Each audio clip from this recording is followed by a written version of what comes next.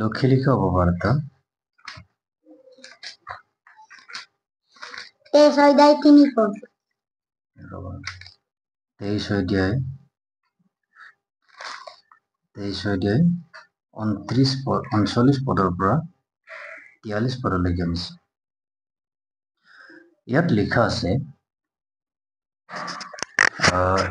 লিখা আছে যে তেতিয়া ক্ৰুচত আঁৰি থোৱা সেই দুটা দুষ্কৰ্মীয়ে এটাই তেওঁক নিন্দা কৰি ক'লে, আপুনি খ্ৰীষ্ট নহয়নে? নিজকে আৰু আমাকো ৰক্ষা কৰক। কিন্তু আনটোৱে তাক দাবী দি ক'লে, তুমি একে দণ্ডতে থকাটো ঈশ্বৰলৈ ভয় নকৰানে? আমি হলে দণ্ডৰ যোগ্য পাত্ৰ। নিজ নিজ কৰ্ম উচিত ফল পাইছো, কিন্তু এইজনে একো অনুচিত কৰ্ম কৰা নাই। পাছে সি ক'লে, হে যীশু, আপুনি আপোনাৰ ৰাজ্যলৈ আহিলে মোকো সোঁৱৰিব। যীশুৱে তেওঁক ক'লে, মই তোমাক স্বৰূপকৈ কওঁ, তুমি আজি পৰম দেশত মোৰ সংগী হ'ব। Praise the Lord. বাইবেলত লিখা আছে যে যীশু খ্ৰীষ্ট বৃদ্ধ লোকসকল, ফৰিচীবিলাক, অধ্যাপকসকলে পঠোৱা আৰক্ষীৰ দলবিলাকে সৈন্য বাহিনীৰ দলবিলাকে তেওঁক এৰেষ্ট কৰিলে, তেওঁক বন্দী কৰিলে গেটছেমানি বাৰীত। তেতিয়া যীশু খ্ৰীষ্টই বন্দী কৰাৰ পাছত তেওঁক মহাপুৰোহিতৰ ওচৰলৈ নিলে। মহাপুৰোহিতে তাক বিচাৰ কৰিব নোৱাৰিলে আৰু মহাপুৰোহিতে পিলাতৰ ওচৰলৈ পঠালে। পিলাতেও তাক দুখ বিচাৰি পাবলৈ চেষ্টা কৰিলে, তাক বিচাৰ কৰিবলৈ চেষ্টা কৰিলে, কিন্তু একো বিচাৰি নাপালে। পিলাতে বিচাৰ কৰিব নোৱাৰি পিলাতে হেৰোদ ৰজাৰ ওচৰলৈ পঠালে। হেৰোদ ৰজাও যীশু খ্ৰীষ্টৰ একো দুখ নাপালে। Praise the Lord. Hallelujah. যীশু খ্ৰীষ্টত একো দুখ নোপোৱাৰ কাৰণে তেওঁক পিলাতে এৰি দিবলৈ ইচ্ছা কৰিছিল। যিহুদীৰ ফৰিচীবিলাকক, বৃদ্ধ লোক সমাজক আৰু অধ্যাপকসকলক আৰু যিমান ইজৰাইলৰ লোক আছিল সেই সকলোকে তেওঁ কৈছিল যে এই মানুহক মই শাস্তি দি এৰি দিম, কিয়নো এই মানুহৰ একো দুখ পোৱা নাই। কিন্তু ফৰিচীবিলাকে, বৃদ্ধ লোক সমাজে আৰু আটাই যিহুদী লোকবিলাকে একমত হৈ যীশুখ্ৰীষ্টক ক্ৰুচত দিবৰ কাৰণে আটা পাৰে। আৰু যীশুখ্ৰীষ্টক ক্ৰুচত দিবৰ কাৰণে তেওঁ কি কৰিলে? তেওঁবিলাকে পিলাতৰ ওচৰত আটা পাৰিবলৈ ধৰিলে, ইয়াক ধূৰ কৰক, ইয়াক ক্ৰুচত দিয়ক, ইয়াক ক্ৰুচত দিয়ক। তাৰ পাছত যীশুখ্ৰীষ্টই সেই সকলোটো তেওঁ মনে মনে আছে। তেওঁ ঈশ্বৰৰ ইচ্ছা পূৰ্ণ কৰিবৰ কাৰণে তেওঁ ক্ৰুচতলৈকে সমৰ্পিত হৈছে। বাইবেলত লিখা আছে যে যীশুৰ লগত দুজন চোৰকো ক্ৰুচত দিলে।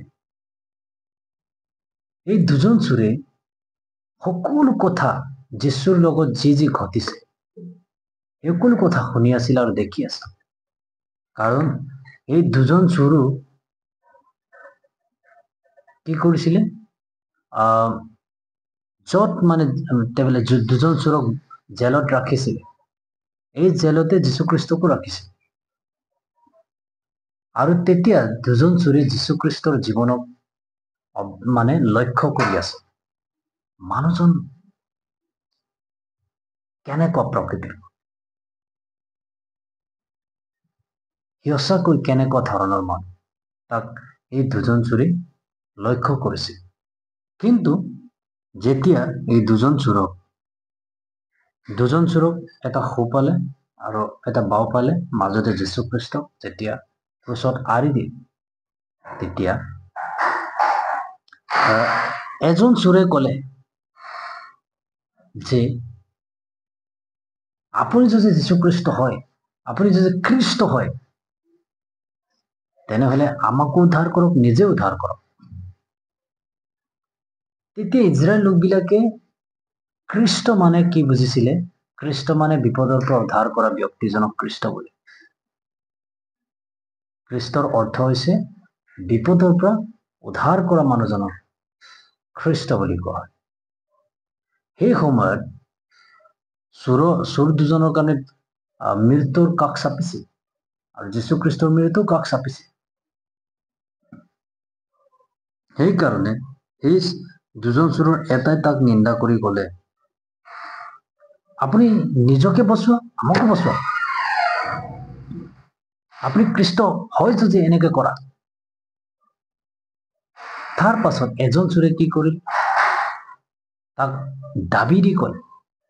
এজনে নিন্দা কৰিলে, আনজনে দাবী দি গলে, তুমি একে দণ্ডত থকাটো ঈশ্বৰলৈ ভয় নকৰা?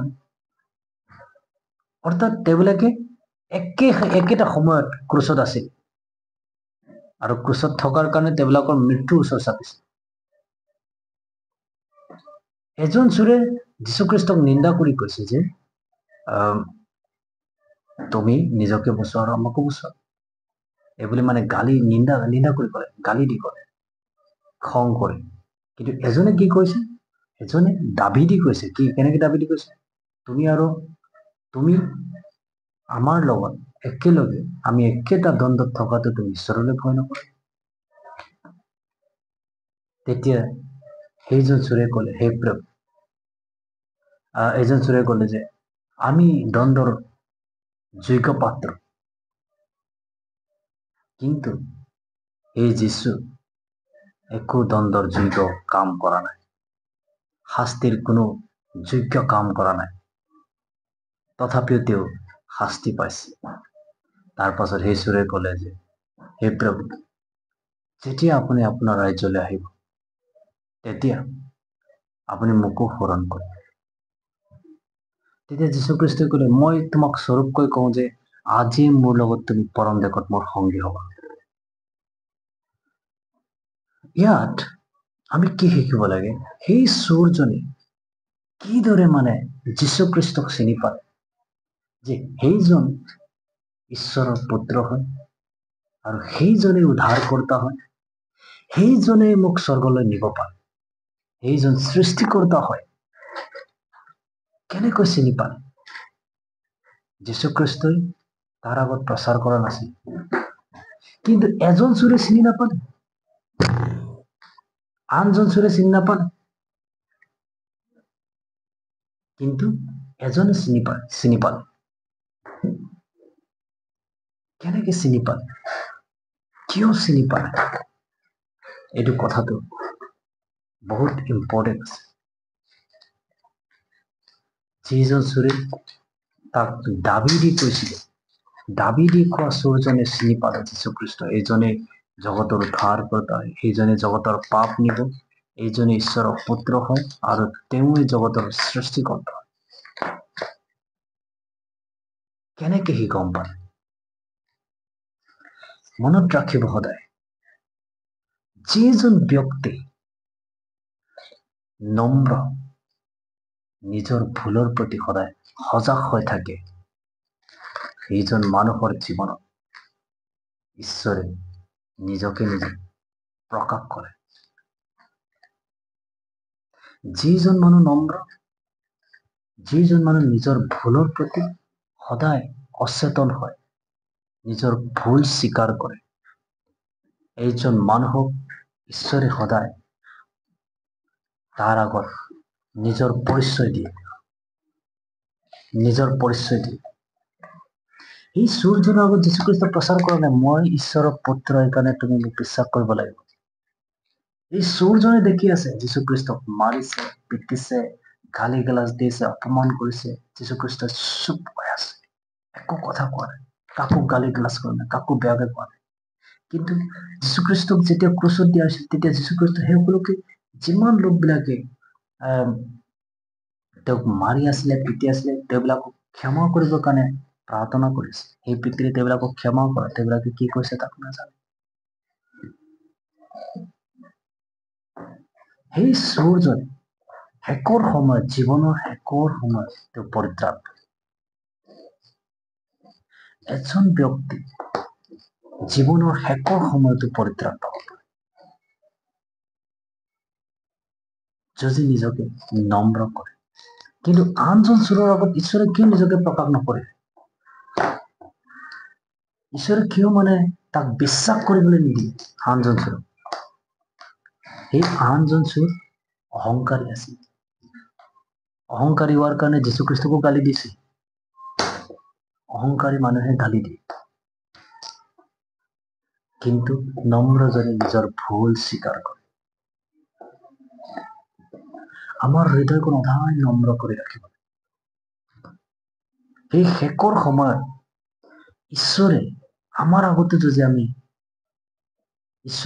আগতো নিজকে প্ৰকাশ কৰিব লাগে, ঈশ্বৰৰ পৰিচয় ঈশ্বৰক জানিব লাগে বুলি আমি যদি ভাবো, আমি যদি ইচ্ছা কৰো, তেনেহলে আমি নিজকে নম্ৰ কৰাৰ প্ৰয়োজন। যীশুখ্ৰীষ্টই এদিন সুধিছিল, লোকবিলাকে মোক কি বোলে? তেতিয়া শিষ্যবিলাকে কৈছিল, প্ৰভু আপোনাক কোনোবাই জেৰেমিয়া বাপবাৰী বুলি কয়, কোনোবাই জন বাপ্তাইজক বুলি কয়, কোনোবাই মৃত ভাৱবাৰীবিলাকৰ মাজৰ এজন বুলি কয়। তেতিয়া যীশুখ্ৰীষ্টই কৈছিল, তোমালোকে মোক কোন বুলি ভাবা? তেতিয়া পিতৰে উত্তৰ দি কৈছিল, হে প্ৰভু, আপুনি ঈশ্বৰৰ পবিত্ৰ জন, অভিকৃত প্ৰভু, আপুনি উদ্ধাৰ কৰ্তা। তেতিয়া যীশুখ্ৰীষ্টই পিতৰক কৈছিল, হে পিতৰ, মাংস আৰু তেজে এই কথা তোমাৰ আগত প্ৰকাশ কৰা নাই, কিন্তু পিতৃহে তোমাৰ আগত এই কথা প্ৰকাশ কৰিছে। পিতৰৰ আগত ঈশ্বৰে কিয় নিজকে প্ৰকাশ কৰিলে? পিতৰৰ আগত ঈশ্বৰে কিয় নিজকে প্ৰকাশ কৰিলে? কাৰণ পিতৰ এজন নম্ৰ ব্যক্তি আছিল। ঠিক সেইদৰে যীশুখ্ৰীষ্টই ক্ৰুচত আছিলে, মাৰ খাই আছিলে। যীশুখ্ৰীষ্টৰ লগত পবিত্ৰ আত্মা আছিল।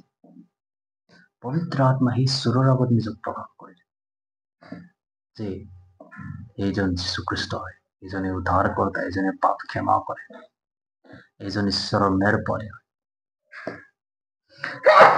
এইটো কিহৰ কাৰণে হ'ল? কাৰণ তেওঁ সেই চোৰ ব্যক্তিজন, হয়তো তেওঁ চোৰ আছিল, তথাপি নম্ৰ আছিল। আমি যিমানে বেয়া হলেও, আমাৰ চৰিত্ৰত যিমানে বেয়া হলে, সদায় মনত ৰাখিবা, আমি যদি নিজকে নম্ৰ কৰো, ঈশ্বৰে আমাক পৰিত্ৰাণ কৰিব পাৰে। আৰু ঈশ্বৰে সেইজনকে নিজৰ বিষয়ে কয়, ঈশ্বৰ কোন হয় তাক সেইজনকে কয় যিজন নম্ৰ। আপুনি যদি ঈশ্বৰক বহুত ভালদৰে জানিব বিচাৰে, তেনেহলে আপুনি নিজৰ ভুলৰ ওপৰত নিজৰ ভুল সদায় স্বীকাৰ কৰা উচিত, নিজকে নম্ৰ কৰা উচিত।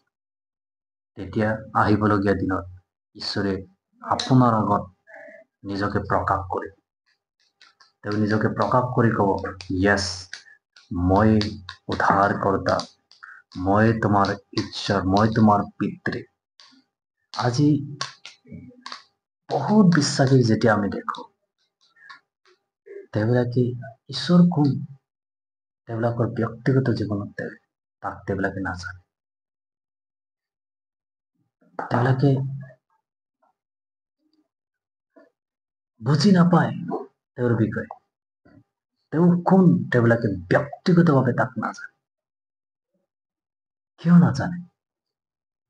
তেওঁবিলাক হয়তো নম্ৰ হোৱা নাই, তেওঁবিলাক হয়তো নিজকে নম্ৰ কৰিবলৈ চেষ্টা কৰা নাই, নিজৰ ভুল স্বীকাৰ কৰা নাই, সেইকাৰণে হ'ব পাৰে। ঈশ্বৰক জানিবলৈ, ঈশ্বৰ কোন হয় তাক জানিবলৈ আমি নম্ৰ মনৰ প্ৰয়োজন আছে। গতিকে আমি নম্ৰ হোৱাৰ প্ৰয়োজন।